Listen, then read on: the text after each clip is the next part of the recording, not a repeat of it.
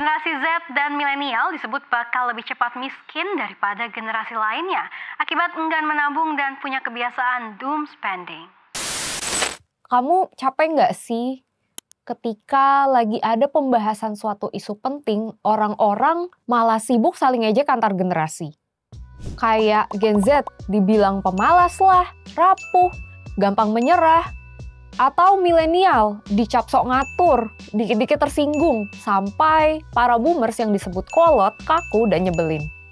Sejumlah media pun bikin liputan untuk menjelaskan stereotip generasi ini real atau mitos. Sekilas memang terlihat cuma sekadar lucu-lucuan aja. Tapi sebenarnya ada yang bermasalah dari itu dan kalau diteruskan bisa memicu masalah-masalah baru. Apakah kita akan terus merawat perdebatan semacam ini?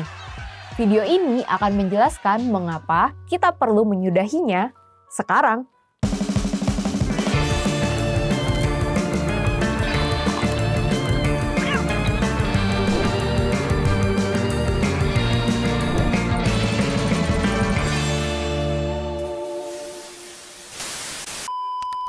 Perdebatan antar generasi sebenarnya udah ada sejak zaman dulu. Aristoteles juga pernah tuh ngata-ngatain generasi muda Yunani yang belagu dan seakan-akan mereka tahu segalanya.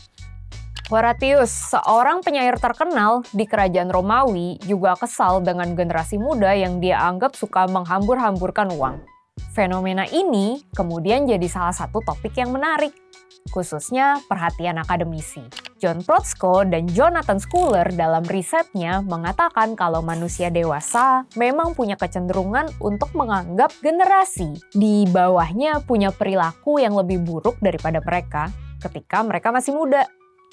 Di sini mereka mengenalkan kita tentang bias memori, yaitu kecenderungan menilai generasi muda dengan standar yang tidak objektif karena ingatan mereka tentang masa muda sudah mulai terdistorsi.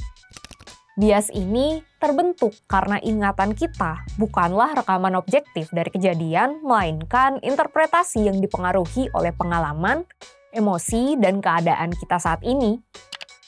Seiring bertambahnya usia, orang-orang cenderung melihat masa muda mereka sebagai masa emas yang ideal dan menilai generasi yang lebih muda dengan standar yang berbeda. Bias memori ini dapat memperkuat stereotip negatif antar generasi dan menciptakan konflik yang nggak perlu sih ya. Perdebatan yang berfokus pada perbedaan generasi dapat menyebabkan isu-isu struktural yang lebih penting seperti ketimpangan ekonomi, akses pendidikan, atau perubahan iklim menjadi terabaikan. Apalagi ketika media populer mengamplifikasi isu generasi hanya untuk mengeruk engagement dengan satu kalimat hook tanpa menjelaskan masalah nyatanya. Padahal media punya opsi untuk membawa isu serupa dengan pendekatan yang berbeda. Misalnya, liputan ini. Dalam berita ini, kita bukan cuma disajikan data tingginya pengangguran Gen Z, tapi kita juga diajak untuk memahami tantangan dan hambatan yang membuat Gen Z kesulitan bekerja. Pendekatan ini penting karena media massa memiliki peran signifikan dalam membentuk opini publik dan dapat mengkonstruksi realitas di masyarakat. Jadi, kalau media memilih untuk tidak membahas permasalahan kolektifnya, diskusi di kolom komentar pun akan terpecah dan dipenuhi oleh stereotip. Dan hal semacam ini pun tidak sesimpel kalau nggak suka, skip aja. Dalam sebuah riset oleh William J. Brady, media sosial itu bisa memperkuat ekspresi kemarahan seiring berjalannya waktu. Karena semakin bikin marah, semakin besar tuh jumlah like dan share yang diperoleh. Jadi, untuk skip aja barangkali agak sulit. Apalagi kalau yang dikonsumsi adalah konten sepotong-potong atau berdurasi pendek yang membuat kita nggak sempat mencerna informasi secara komprehensif. Terus, gimana kita menyudahi perdebatan ini?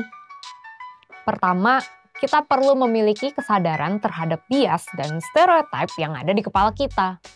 Kalau kata Pram, seorang terpelajar harus sudah adil sejak dalam pikiran, apalagi perbuatan. Kedua, perbanyak pertemuan kolaboratif antar generasi. Di lingkungan sekolah atau kampus, selisih satu angkatan aja udah berasa tuh beda masa khilafahnya. Apalagi kalau jarak antar generasi. Nah, terakhir, perbanyak membaca situasi hidup kita hari ini.